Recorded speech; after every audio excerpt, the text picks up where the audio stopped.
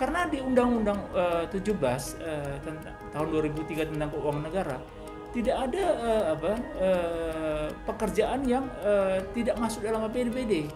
Kalau di tidak ada yang masuk di luar dari APBN atau APBD, semua harus masuk di dalamnya. Kita lihat ada beberapa pekerjaan yang memang sebenarnya agak agak bertanya-tanya. Daya kritis anggota dewan untuk pembangunan memang itu sangat rendah dibanding dengan pembangunan yang hari ini juga masih kita katakan Medan masih menempati kota sejuta lubang. Wali kota itu harus copot itu topan ginting dari kepala dinas PU. Masa orang sipil jadi orang teknik? Kan lucu itu. Di Bapeda Medan tuh ada yang jago-jago tuh. Yang jago soal penataan kawasan, penataan drainase ada. Itu nggak ada. Di PU itu pun ada. Ya kalau nggak ada ekspor aja dari luar kan nggak bisa. Tapi orang teknik. Ya saudara, saat ini pemerintah Kota Medan sedang gencar-gencarnya melakukan pembangunan infrastruktur di Kota Medan.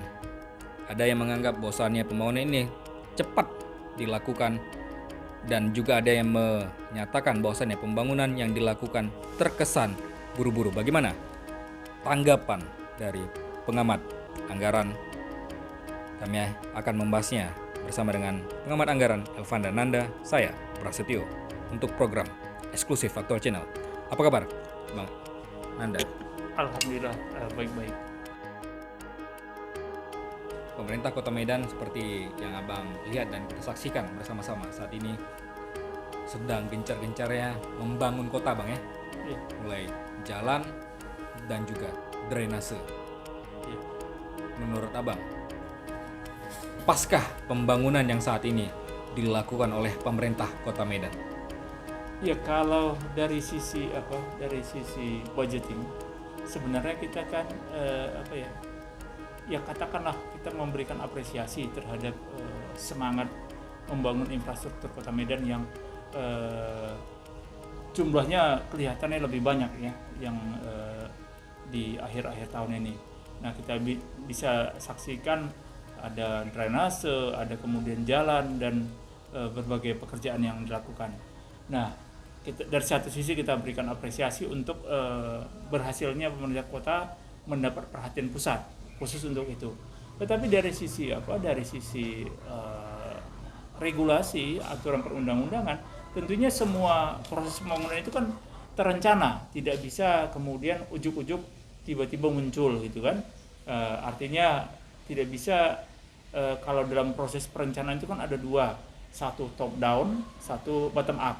Top down itu adalah kemauan dari atas.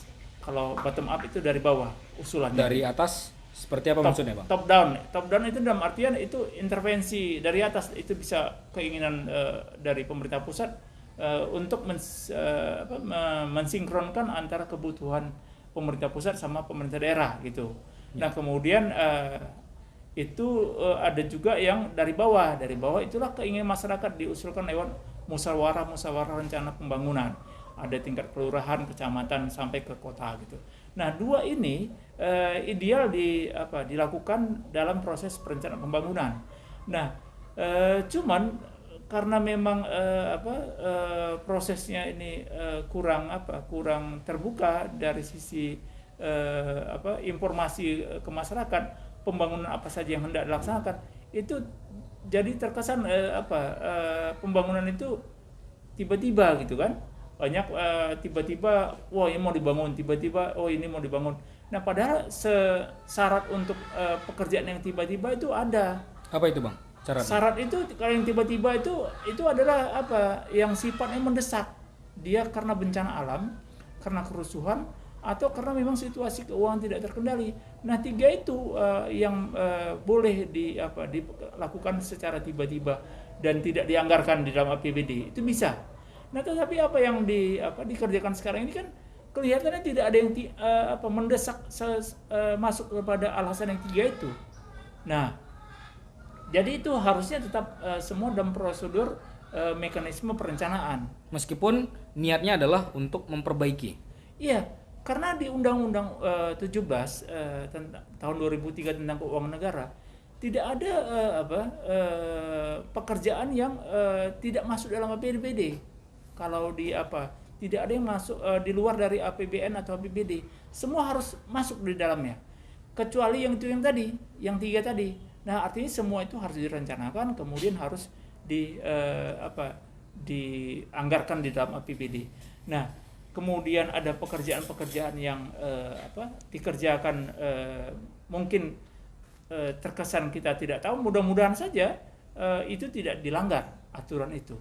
Misalnya ada pekerjaan-pekerjaan yang dianggap tiba-tiba, ini tiba-tiba ada pekerjaan, bahkan ada anggota dewan yang mungkin nggak tahu juga gitu, apakah memang karena kelemahan dia tidak membaca APBD atau apa, tapi ada juga dari mereka yang misalnya memang tidak mengetahui bahwa ini ada pekerjaan seperti ini. Nah, itu yang sebenarnya contoh kasus misalnya kasus Lapang Merdeka gitu kan, kan itu ada pemberitaannya bahwa mereka nggak tahu gitu kan, padahal dekat sama kantor DPRD, tapi mereka nggak tahu pekerjaannya seperti apa. Nah, ini yang sebenarnya dari sisi fungsi anggota dewan tidak berjalan seperti apa yang diharapkan. Nah, kemudian dalam perencanaan juga ada skala prioritas, mana yang prioritas pertama, kedua, ketiga, sampai seterusnya. Nah, itu kan prioritas itu menunjukkan itu tingkat kebutuhan. Ini kebutuhan mendesak, ini belum mendesak sekali, ini sangat belum mendesak, gitu kan, begitu ada ininya. Nah, kita lihat ada beberapa pekerjaan yang memang sebenarnya agak agak bertanya-tanya, misalnya soal gapura gitu kan. Gapura yang baru dibangun Bang ya, ada 5 titik di Kota Medan. Iya, misalnya itu. Nah, dari sisi prioritas kan itu memang patut dipertanyakan apakah itu masuk skala prioritas. Dari sisi keuangan yang Kota Medan terbatas, dari sisi kebutuhan pekerjaan banyak, pertanyaannya apakah itu skala prioritas? Itu kita tanyakan juga memang dari sisi skala prioritas. Ternyata kan kalau dilihat dari kondisinya belumlah terlalu harus diganti sebenarnya gapura itu. Baik, itu untuk skala prioritas Bang, tapi untuk masalah anggaran, apakah publik sudah mengetahui berapa dana yang dikucurkan untuk membangun seperti yang Bang sebutkan tadi, ada pembangunan gapura?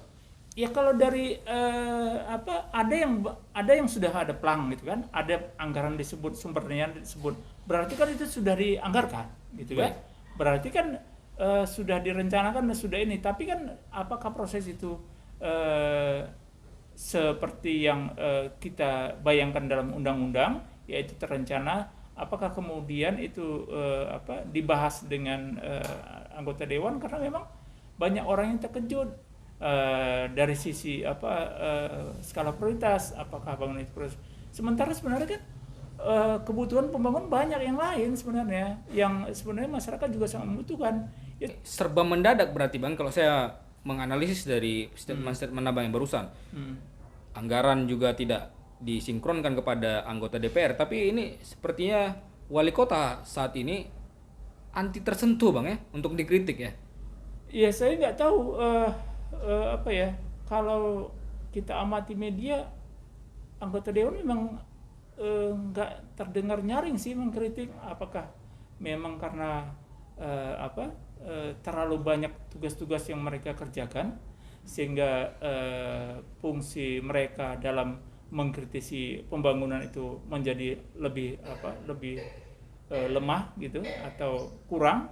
Nah, apakah karena memang mereka kebanyakan perjalanan keluar daerah sehingga yang di dalam tidak terperhatikan? Nah, kita nggak tahu persis alasannya, tapi memang daya kritis anggota dewan untuk pembangunan memang itu sangat rendah dibanding dengan pembangunan yang sedang dilakukan. Artinya pembangunan cukup banyak, tetapi daya awasi, daya kritis, pengawasan itu memang kelihatannya tidak sebanding. Kita nggak tahu persis seperti apa sih sebenarnya posisinya, tapi kita berharap fungsi mereka berjalan. Kita sebagai masyarakat sebenarnya bersyukur pembangunan itu ada, tetapi kan bukan esensinya bukan itu, tetapi kan esensinya pembangunan itu bisa diterima manfaatnya sebesar-besarnya. Paling penting itu. Baik. Kalau kita amati lagi Bang, pembangunan yang sekarang cukup nilainya pasti sangat tinggi Bang ya. Dana yang dikucurkan untuk pembangunan tersebut. Nah, apakah fungsinya sebanding dengan dana yang saat ini dikucurkan oleh pemerintah? Manfaatnya maksudnya. Manfaatnya, apakah sebanding? Iya, sekarang kan lagi berjalan. Kita belum bisa rasakan khususnya untuk drainase ya. Kalau jalan pasti sudah diterima, misalnya beberapa jalan yang sudah dibeton masyarakat bersyukur dan segala macam. Walaupun apakah itu ada problem lain, itu lain masalah ya, lain lagi itu apanya. Tetapi dari sisi kalau untuk infrastruktur jalan kelihatannya masyarakat sudah menerima dan manfaatnya sudah dirasakan.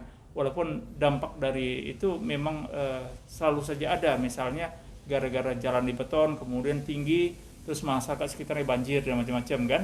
Nah, jadi memang dari yang itu harus dievaluasi model-model pembangunan seperti itu.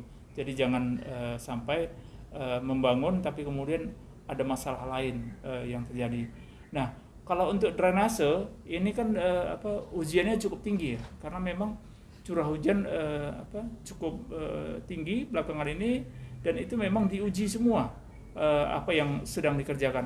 Ada pekerjaan yang sedang berjalan, ada pekerjaan yang sudah selesai kan. Nah ini kan diuji. Buat yang sudah selesai sebenarnya kita nggak tahu persis nggak punya data yang mana-mana yang sudah selesai kemudian sudah serah terima.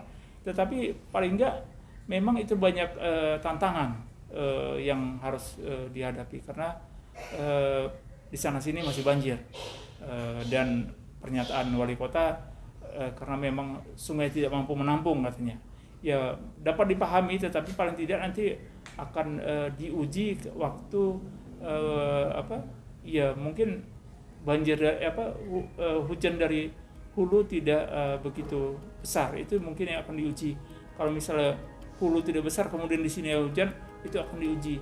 Karena kemarin memang ada alasan kan, sungai lagi meluap dan semacam.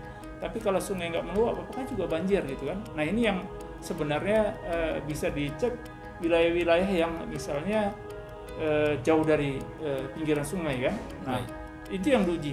Nah di Singamaraja ini kan sebenarnya beberapa titik nggak jauh dari sungai, tetapi yang di sebelah sini kan udah agak jauh.